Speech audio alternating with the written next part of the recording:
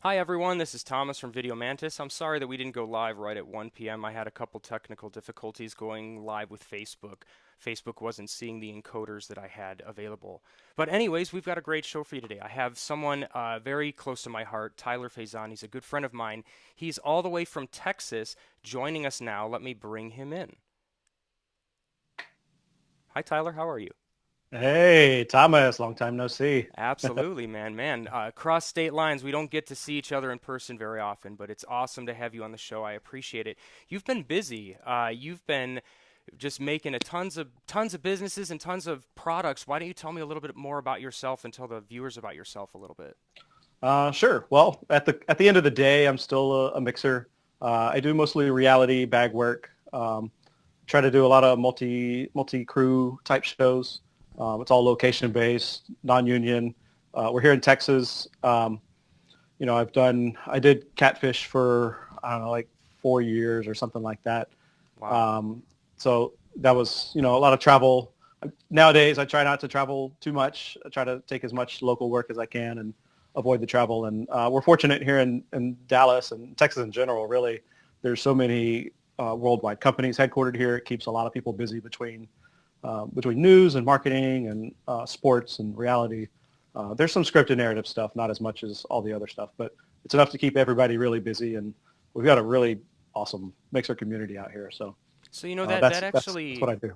that brings up a good question, Tyler, because a lot of people think that no matter where they go to school, they feel like, oh man, I'm gonna have to make that trek out to LA. I'm gonna have to go to New York. One of those two places, or else I'm just gonna be working in some small thing. I'm not gonna make it. I'm not gonna be able to eat. What do you have to say about that, since you're in the middle of everything? Yeah, no, it's kind of funny because sort of a little bit about me. I'm from South Alabama, small Gulf Coast town called Daphne, Alabama. If anybody's ever, it's actually down I-10, just down the 10 as you call it. Nice. Yeah, you go from LA to Jacksonville, and 6 hours before you get to Jacksonville, Florida, is where I'm from. Okay. You'll cross the USS Alabama, Wow. and so I'm from a small town, South Alabama. I went to the University of Alabama for editing, so I did nonlinear. I did that for a couple years and worked with a really good company there in Tuscaloosa called Red Forge, with a really good mentor of mine. Basically, really showed me how to do everything the right way here in the industry. His name's Robbie Roberts, and I was waiting for my wife to get out of grad school for accounting, and she got a job offer out in Dallas, and that's how we ended up in Dallas. I never really had the mindset that I needed to go to LA or New York or anything like that to do what I wanted to do, mainly because I didn't know what I wanted to do. Like quite a few of us, I'm sure I just kind of fell into sound a little bit. My dad was a band director. I was a musician growing up. I still play here and there. What'd you play? Baritone, euphonium. So I marched drum and bugle corps. Okay, you did baritone. I was trombone. All right, we're in the Yeah, same band. yeah, All right, okay, yeah, we can yeah. We got hang. got a little Okay. low brass buddies. I dig it. Right? And so I did. I went to Bama on a music scholarship as well. Awesome. And then so I've always kind of been sort of had a keen ear, I guess. And that's sort of been my one attraction to the whole movie making process and whatnot. But we're kind of all around, and you definitely don't have to. Hey man, what's going on? Sure. Just so you know, everyone, Tyler is working right now. So we were going to have Chris Howland, and not that you're second rate, Tyler, but No, he no, got I get a it. last minute gig, and you know what? That's part of this business. So you know what? We make changes. I call up Tyler. He's like, shoot, I'll turn on the camera, and I'm here to talk sound with all of Is that you from guys. Hunter? So thank Yeah, you, cool. Tyler, for doing Yeah, this. We yeah. appreciate it. We Appreciate got you. some people talking, by the way. Joe Bartone says, I'm working on a trailer for Winona Earp, but I'm playing this audio in the background. Nice, Joe. Hello, everybody. Who is the tiny boom op in the background? Are you? I think he's talking about your kid in the back. The picture's so small I can't That's see. so funny. He is in there. Can you wave? That's great. Tell him to Hey, wave. Max, can you wave to the camera? That's awesome. Well, very good. Well, we got that. Joe Pare, how you doing, boss? Give you a thumbs up. And Jeff Mack says hi. How you doing? So, Yeah, anyways, big shout out to Jeff Mack, by the way. He brought me an amazing pork tenderloin the other day. Oh yeah, I saw the video for that, or the pictures Yeah. rather. Yeah. He's a great example of what happens when mixers help each other and become good friends and things like that. Just like you and I and many of the people that come into your studio there. It's really cool. But like on the sense of not having to do LA or New York, we feel like we fit in fine. We hold our own weight. We feel like we have a wealth of knowledge to not only help ourselves but help other people. It's very reciprocal. I mean, when I moved here in 2007, people helped me out, kind of learn the right way to do things. Because there's a difference between learning the way to do things Yeah. and learning the right way to do things. Yep. It has everything to do with the people. So if you don't get to know the people, and that really no matter what level you are, in my opinion, whether you've been in the industry for 20 years or 20 seconds, definitely get to know the people around you. And even if you're doing things differently, rate-wise and everything, you'll at least be on the same page and kind of not be in the dark. Well, I think it's good to know that, just because you're in an area with a bunch of other sound mixers, yes, I understand that they are competition for you, but they're also your peers and they can be valuable assets. Just because they might get a job and you might not doesn't mean that they can't help you or pass you a job later. It's all about spreading the love, right? Absolutely, 100%.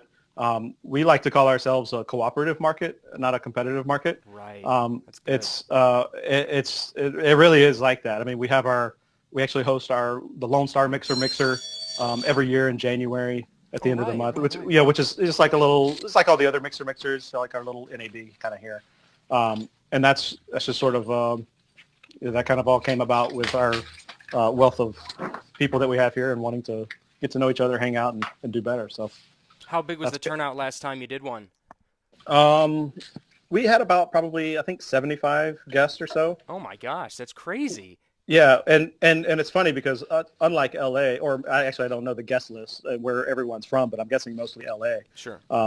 We've got people coming up from Houston, which is about 3.5 hours away, Oh, wow. Austin, which is about the same, Tulsa, Oklahoma City, Shreveport, and then we have several guys that are sort of from Dallas that are now living in other places in the country, and just either they're coincidentally in by town because of the holidays, or they just wanted to come back and see how everybody was doing. But So they're I all mean, just I coming can't say from enough. all Yeah, over the place. yeah, That's yeah. I mean, crazy. yeah, it I really mean, is. and that's primarily like how you guys work too. I mean, you can't just be like, well, I mean, maybe you can be the guy that says, no, I only take jobs in Houston or I only take jobs in Dallas. But if you do that, is that realistic to being able to survive? Uh, uh, Just being it's flat out. realistic. No, like so if I'm based here in Dallas, Mm-hmm. I'm not working locally in Houston, Mm-hmm. or Austin or anything like that, if that's Okay. what you mean. But there are several guys that have like that are like, 'cause I'm from Alabama, so I don't have a lot of family here in Texas. Mm-hmm. If there's a guy from Houston or something that has family in both places, it makes sense for him to do that. And Right. no one really looks down on that. We get it. You get to see family and you get to work because the rates are still there, and that's sort of what's key at the end of the day. But Sure. yeah, if it's out in the middle of nowhere, Texas, of which there is quite a bit, no one's taking that Gotcha. as a local. Gotcha. Gotcha. So you're just traveling a lot more when you're in these places. Yeah, yes. I mean, a standard commute around town. I mean, it's a big town. There's about 7 or 8 million people here in Mm-hmm. DFW, um, and you'll get an hour commute potentially if you're going from like where I live, which is on the east side of Dallas, northeast side, to Fort Worth, for example, which is where Jack lives, my business partner. Gotcha. So we're and it's funny enough because we're here at our office, which is right by Love Field, which is inconvenient for both of us. So it's directly in the middle for both of us. So Wow. Well, that's great. All right, we got a a lot of bunch of travel. people talking here. It says, "Good evening from the Netherlands. Hi, Ivo. How you doing?" Tyler did the same for me, Jeff Magsing. I took him lunch in exchange for my first conversation about getting into the business. Absolutely. You know what? That's just one of the things that we do. You have to immerse yourself. A lot of those business books that they say, hey, if you want to be a billionaire or a millionaire, you've got to like associate yourselves with those types of people. So if you want to be a sound mixer, you need to be a sound mixer. I learned that early. You've got to surround yourself with the best and just immerse it. And you know what? Sometimes you'll be like, hey, can I take you out to lunch just to pick your brain? Who's going to turn down a free lunch just to talk sound? That's great. I would love to do that. I'd probably split the bill, but whatever, you know? Yeah, and what's really great about that, actually, in my conversations with Jeff, is, yeah, I mean, he's coming to me for information and to kind of learn a little bit more about the specific things that I do. But what he probably didn't realize and probably doesn't realize to this day is how much I've learned from him as well.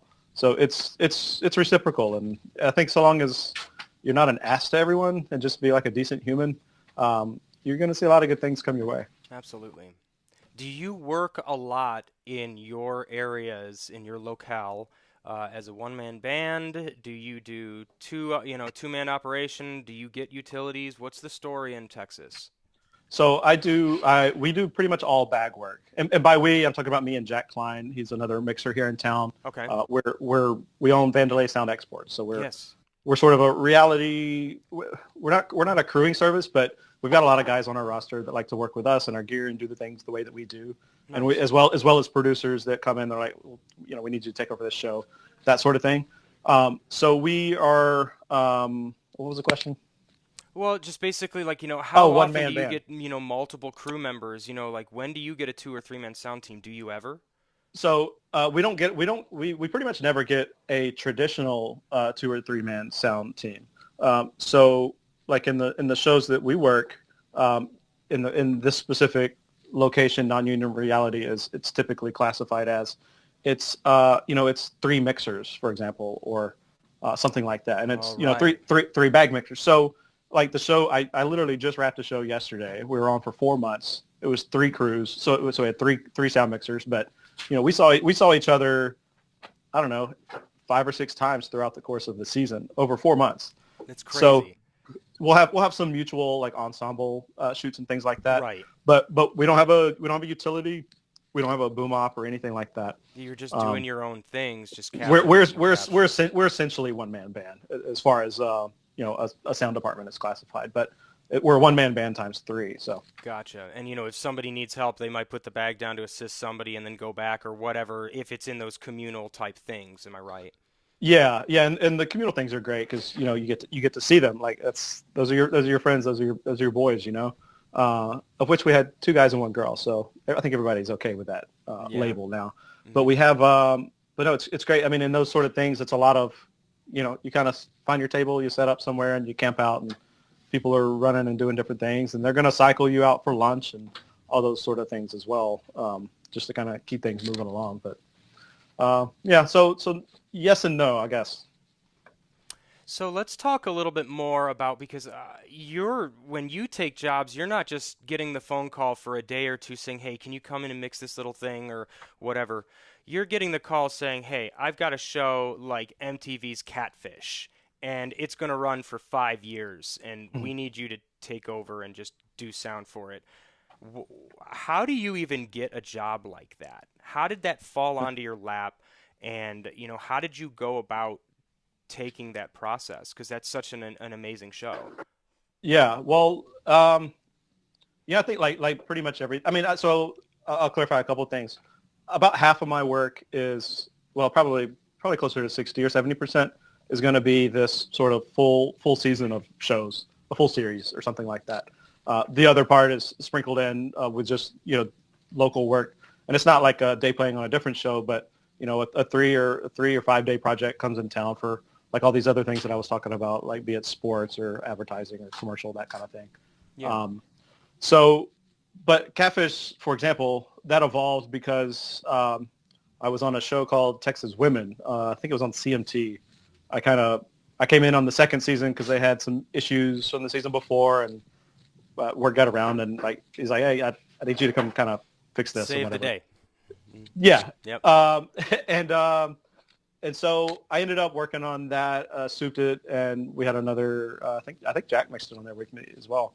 But I had an AC. The first AC was from LA, Hmm. and Tyler Henderson is his name. He actually works at Ellen now. Oh, Um, nice. so he was the AC there, and he's really talented, amazing guy. And he ended up knowing the DP on what would be this show, Catfish. Had worked with him on a few different things, and he's like, hey, I just met this guy, and we need a guy, and like it just kind of friend of a friend sort of thing. And we got to talking, and he's like, yeah, okay, this will work, because it was just like a 12 episode order And, just like any other show, it's like, okay, sure, you got a show. Great. I'm sure it's going to be amazing, whatever. Here's the rate, here's the gear, here's all that kind of stuff. It either works or it doesn't. And, 5 years later, whatever it is, here we are.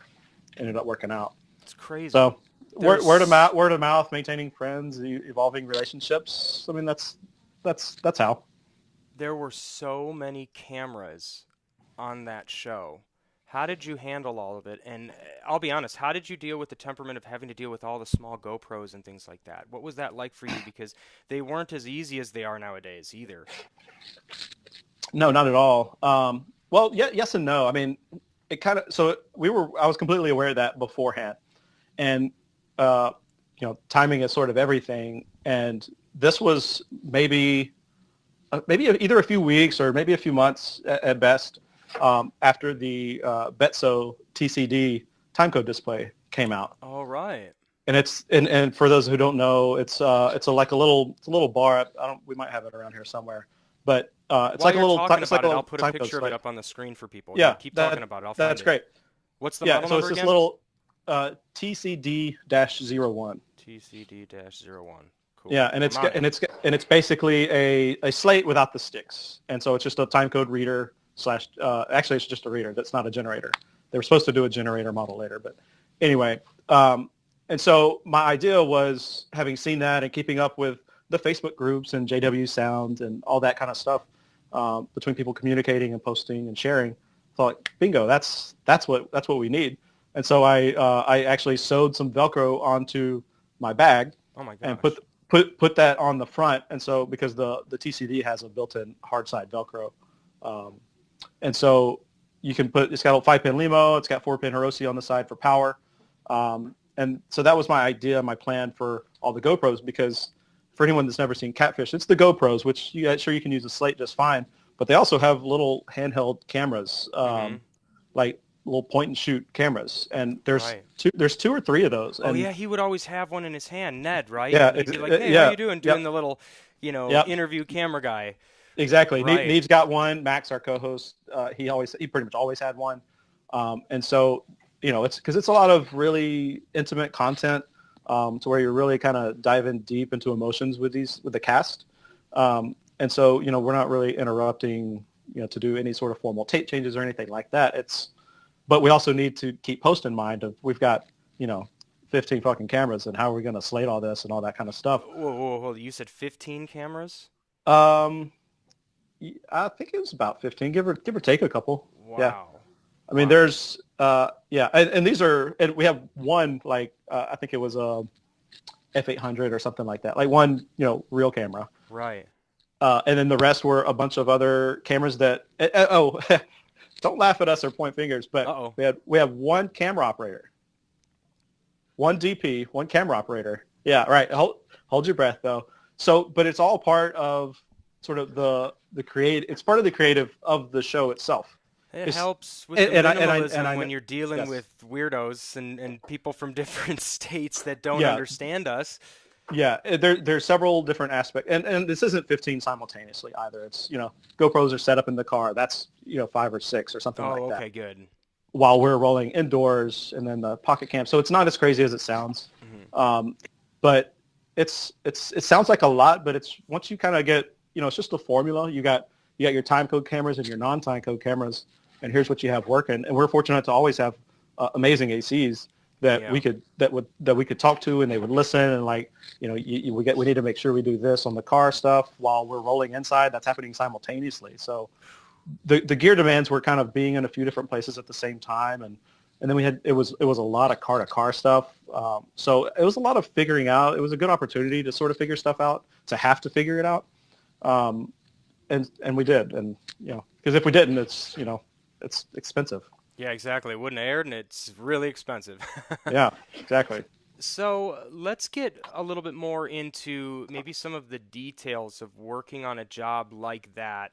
And maybe even the specifics of billing and overtime, because I'm assuming for you, like, if let's say you were doing one of the people were in Texas, they wouldn't be flying you out, you would just be driving there locally, I'm assuming, right? Did they ever have Um, any of the catfish people in Texas close by where you lived?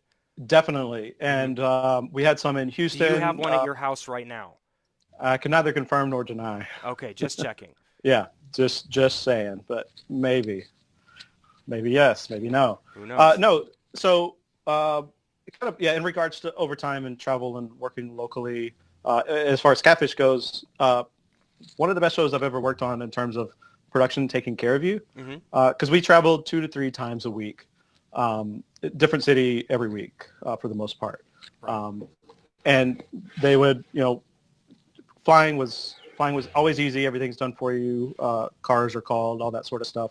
When they were in Texas, if it's somewhere not in my immediate vicinity, then yeah, they'd fly us or drive us, or depending on where it was. Some of these places there are no airports. If you've ever seen Catfish, it's out in the middle of Secluded areas, right? yeah, it's not exactly exotic, or it's sort of exotic in a different way.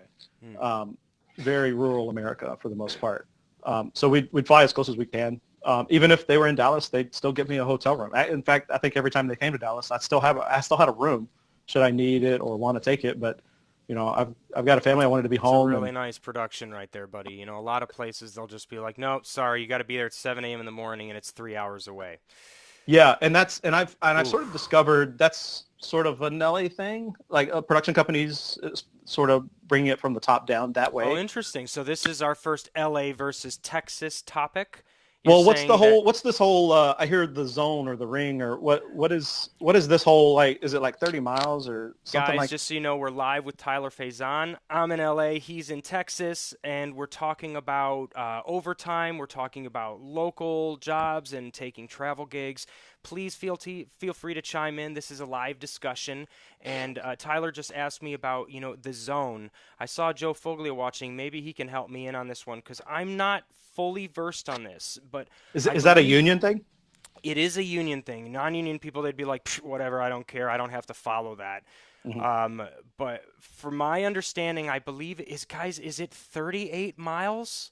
Is it 51? I can't remember how many, but there's a specific amount of miles that is from like the dead center pin on Google Maps or whatever would be Paramount Studios, I believe.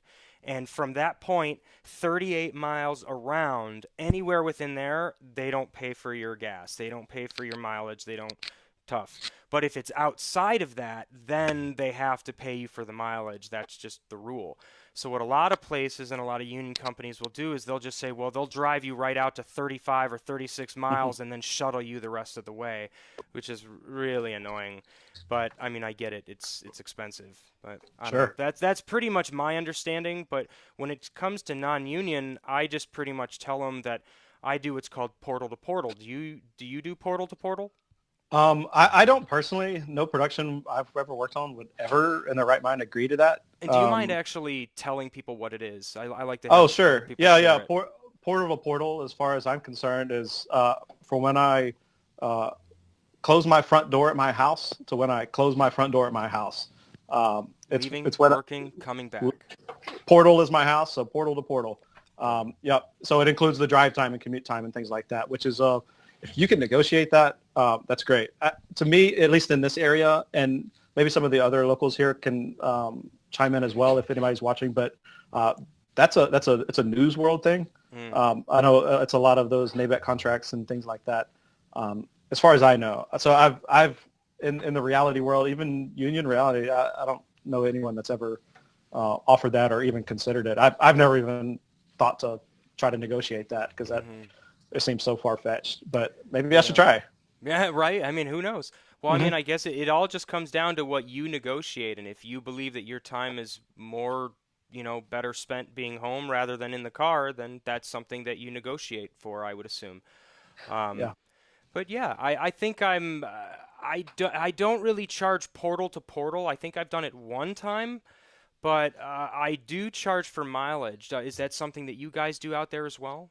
definitely. And I have for especially for new clients to kind of get us all on the same page. Mm-hmm. Well, coincidentally enough, I Oh have yeah, a what's called a same page that I will give a new client to fill out. a same And it page page. yeah, it's a I'm a very dad joke punny guy.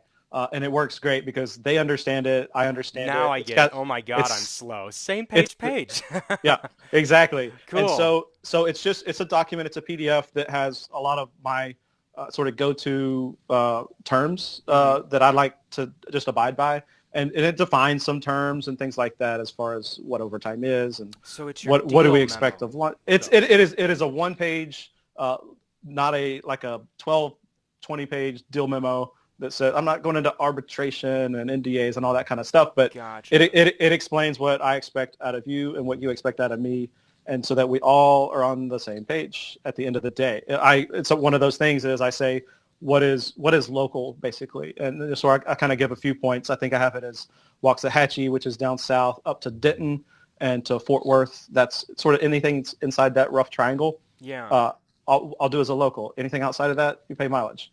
Um, Gotcha. and I got to say, when I first started it, I was like, because send it to a production company, and then lawyers get involved, and like they got Oh, to because send they this. want to This is well, we got to pass it because on. I don't know if we can just take you on now because you threw a piece of exact paper at us. exactly. And Uh, what I found out is that literally every person that I've sent that to, I'm not kidding. 100% of people sign it and return it within a relatively timely manner as well. And at least half of those have compliments. They're like, oh, it's just can I have a copy? You're like, this is amazing. This is great. That wow. kind of thing. So that's something that we do to just put it all out there because you're talking with a new person each and every day almost to get a new job, and something like this tells them what the mileage rate is, where they should expect to pay it, Well, and it just and puts things like everything that. down in writing, you know? I mean, Yeah, I think that exactly. it's just instead of just being like, man, I hope this guy's good. If you see somebody passing you a piece of paper that like is being very definitive of, hey, this is what my professionalism is to Hmm. me and what I'm giving to you, man, that's going to make me take a double take at you and go, man, I really got to hire this guy or this Yeah, person. it really isn't or wasn't a marketing tool, although I could see how it is definitely used that as that way. But like I got burned on a shoot. It was an international company shooting here in town, Mm-hmm. something with the Dallas Mavericks, an international player on the squad, Hmm. and we get to the billing process, and I'm like, well, this is what we talked about. We're like, oh yeah, but we don't do that. It's like, okay, that's great, but you're in Texas, Yeah, so you're in you will do Texas that, and I'm here right now and right? I'm holding a boom above people's heads Yeah, working and for you. so there was confusion on the hiring front, which I have to take blame for because I didn't obviously spell it out for them. But I don't want to do that each and every time. So have this paper, and so that's good. So, okay, well, let me ask you another question. So, obviously, if you're working with new clients that are national clients, USA clients, it's Hmm. probably a little bit easier to communicate sometimes, maybe. Yes. And Yep. giving them this sheet of paper, they're like, oh, okay, sign it and give it back. Do you have Yep. any other not red flags, but any other precautionary measures or things that you do when you're working with international clients? What I've really learned to do with the international stuff, and this is I guess it's really important no matter whether it's a long-term job or short-term job Hmm. because this same page that I'm talking about Yeah. I really only do with anything but a season of a show or if it's like a week or less or something like that Okay. uh, Okay. for the most part. But the one thing I've really started to make sure to do with international clients is confirm the payment method because Mm. it's a really big deal because if they're gonna they're in a perfect world I'm getting a wire transfer Yeah. because I have little to no fees the way our accounts are set up and Right. that sort of thing. Um, and then because they also sometimes like we'll have a Canadian company that we work for quite regularly and they want to try to send a money order or a bank draft of in some capacity. And also the way our bank account's set up, it has to go to our bank and then it goes out for collections. It's like a 3 or 4 week process and extra fees and everything like that. Send the So money through the wire. yes, here's my payment information. Wire Boom. me the money. We're good. Um, they get some fees, we get some fees, but at the end of the day, it's done like Now, that. do you split those fees? Because I'll be honest with you, when I've done any international clients, I just basically put all the fees on them. So it's usually for me, I think it's only like a $15 fee for the transfer to go from, Europe or whatever to here. Yeah. Um, so I just tell them, hey, when they say, oh, we'd like to pay with a wire transfer, is that okay? Absolutely. However, there is a $15 fee for that, just to Yeah. let you know. and then I add that onto the bill for them, and then everything should be fine from that point. So is that something that Um, you do as well, or well, how do you handle it? well, to be honest, we get one. I think it's one free wire transfer, international wire transfer every either. I think it's like I forget. It's one or two a month, but Oh, it basically makes it to where it's we haven't ever had to charge fees. oh, that's awesome. Okay, But cool. I imagine we would be okay eating a $15 fee to not Oh, have so to now go you make through the the. LA guy look like a jerk. I get it. I get it. No, no, no. Yeah, It's the whatever. smart business. It's the Yeah. smart business move. But at the same time, if depends on when in the process we get to that. If because when I'm getting hired, it's just not something I'm thinking about, which That's is true. sort of another mistake on my part. And I don't Hmm. want to be on the back end like, well, I know we said wire transfer, but I need you to take all the fees. I still want to kind of deal with that sometimes. So Gotcha. Yeah, I guess you got I to know they're play it with probably who getting you're hit with a dealing with. fee. Yeah, Yeah. yeah. If someone was asking me on production, it was miserable. Yeah, I'll give you the Charge them fees those and fees. I'll find some L&D. Yeah. Find some L&D and rack up those transfer fees. Absolutely. Wow. Well, very good. Tyler, I want to say thank you for coming onto the show. I know that you've got to get going back to work here, so we'll cut this one a little short today. But Sure. I want to say, oh, you know what? Before we go, Agamemnon says, hello, Taylor. Agamemnon here from San Francisco. Can you talk about your bag setup? Choice of recorders, mixer, wireless microphones for yourself and crews. Speak about the coordination and management of the equipment and business side of packaging the sound crew. Yeah, you're not going anywhere, buddy. That's a loaded question. You're still here. Yeah, absolutely. Well, I'm in the right place to do it. Good. So, And you can show us a we're, tour of your place, by the way. This is your shop, right? yeah, yeah. So we were out of my third car garage for a long time, and that worked, but we just outgrew it. We simply outgrew it. So we got a space here in Dallas, and it's mutually inconvenient for both me and Jack, Hmm. and there's plenty of space for us to do all of our gear. And then we opened this retail shop, and everything kind of snowballs. That's just sort of how things go in my world. Um, Absolutely. but as far as the packages that we use, here, let me unplug from my Jack here. There we go. We got the Texas cam, everybody.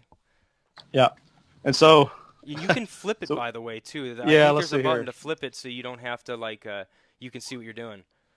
All Awesome, right, everybody. We're live in so Vandalay this stuff Sound Exports. this stuff just came back from the show that we wrapped yesterday. So it's quite unorganized, not Hmm. usually how it is, but let me see here. I'll find some gear that's in decent shape.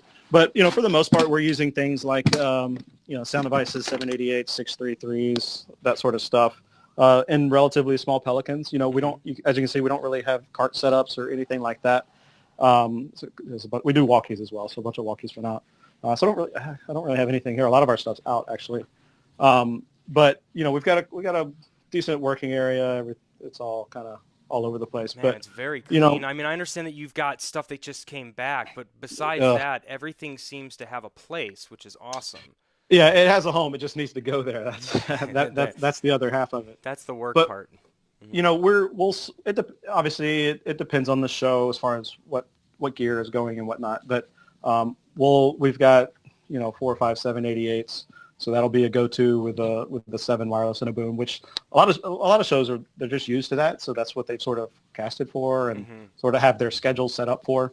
Yeah. Other ones they'll vary and they'll be different. Like on Catfish, we use a 788. We use pretty much exclusively Electro SRs Okay. as our talent wireless. So while the 411 is probably marginally better, the weight on the back and the space that it saves, it really wins for us and the kind of stuff that we do. So Are you that's thinking about that's pretty much possibly it. upgrading to different recorders in the near future, like maybe doing the new Mix Pre series or something like that? Well, so we have 680, we have a couple 688s, we have a bunch of 633s as well, and that's my favorite. If I can get away with something 5 talent wireless or less, like I just used 633 and 4 talent wireless for 4 months, and Wow. it's awesome. And so Mix Pre, we've got a Mix Pre 3. I haven't really had a chance to put it through the ringer, but actually it just came back. This is actually pretty cool, Thomas. You'll like this. Yeah, show me. The guy that came in and disrupted us earlier was bringing this back from a show. We've got this here. Bishop, help me out here. Give me a second. Here, hold that up. And so we've got this Mix Pre 3 built out for a car rig, and so it's in this little small little knockoff Pelican case, I think it is. Wow. It's got magnets on the bottom, and so this went in a Baja car. Oh my And so gosh. it goes on the floorboard, and it just sticks right to the floor, so it's not going all over the place. You don't have bungees and all that kind of stuff.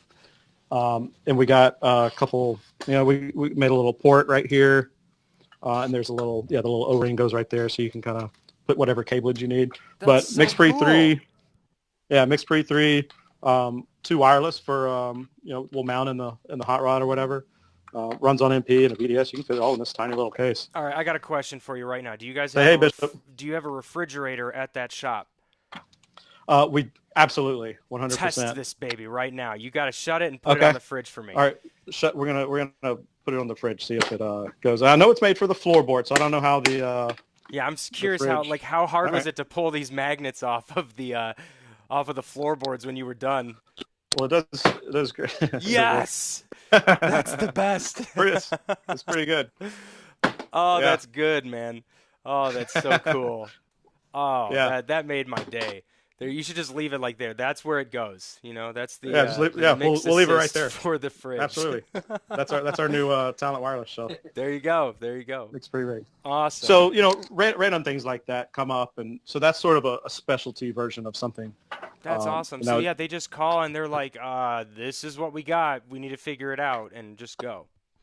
yeah, it's well, yeah, it's more of the situational thing of how do we get good audio in a hot rod or in sorry, I keep saying hot rod. It's a Baja car, so Yeah. it's out in the dirt, out in the elements. How do we get good audio in this? And Wow. that's what we came up, and that was actually with a good buddy of ours, Hunter Sanders, Hmm. here in town. That he helped do a lot of the machinery and stuff like that on. So, That's awesome. which is another a cooperative market. So, Crazy. treat your people right. Yep, that's what you got to do. So, let me ask one more question, then we'll get off with you. So, since you do a lot of sound supervisor work, what can you recommend to the younger sound mixer generation that want to get where you are? How do they get to your route? Um, a potentially complex question, but Yeah. at the end of the day, maybe that's the theme of your whole podcast series. I feel like this has been mentioned. Talk to your people, get to know your people. Somebody that wants to do something that we're doing, the ones that are doing it now or the ones that came to us and talked to us and kept bothering us for answers and inquiries and just poking us like, hey, can I come check this out? Can I go check that out? We get it. I mean, like it can be honestly a bit bothersome at sometimes, but we're perfectly honest with everyone. We're like, if we can, we will. That's always been our motto. If we can help you, we will. If we can't, we won't. It's not because we don't like you. It's because we just don't have the Yeah, time. we just don't If have the time if or you're whatever. if you're a young person and you're really trying to get in this, don't be afraid to ask the people around you and above you, or that have been doing it a lot longer for help or experience or anything like that. But also at the same time, don't be offended when they say no. People get busy. That's a thing. Yeah. If you're one thing I will say that I really want to make sure a lot of the younger mixers understand, and I kind of wish I had done this myself, is don't just go out and buy a bunch of gear. You could do that, and you can make it work and all that kind of stuff. Even hypothetically, you make it work well and you make a name for yourself. Great in a few years. That's one route. Sure, you can do that, but go rent another mixer's gear and have him show you how to use it or something like that. Make that part of the deal. That's an amazing way to learn a lot of the gear, the ins and outs, and the tricks that you're going to find out the hard way. They're going to tell you. Yeah. So, Yeah. so don't just go out and buy gear. Rent it from another mixer. And it's twofold because they get to rent their gear if that's something that they want to do. Not every mixer wants to rent their gear out. That's sort of our thing. That's what we do, and Yeah. that's part of our business model. So it's not for everyone, but that'd be my biggest recommendation for anyone starting out. Absolutely. That's really good advice. Thank you for that, Tyler. And No thank doubt. you, everyone, for listening. I appreciate you guys always joining in with us. Hopefully, you guys got a lot out of this, and you have a newfound love for that hot Texas state, man. The humidity is probably starting to rack up over there just about now. Man, it's 90 degrees, and it's about the coldest it's been all year. Oh, my God. Mhm. Crazy. Crazy. Well, I love you, buddy. Thank you so much for being on this show. Thank you guys for joining in, and we'll see you on the next Video Mantis discussion. Take care. If you liked this video, don't forget to like us on Facebook so you know when we go live next. And if you're on YouTube, make sure you subscribe and click that little bell to make sure you know when we go live again. Thanks a lot, and we'll see you soon.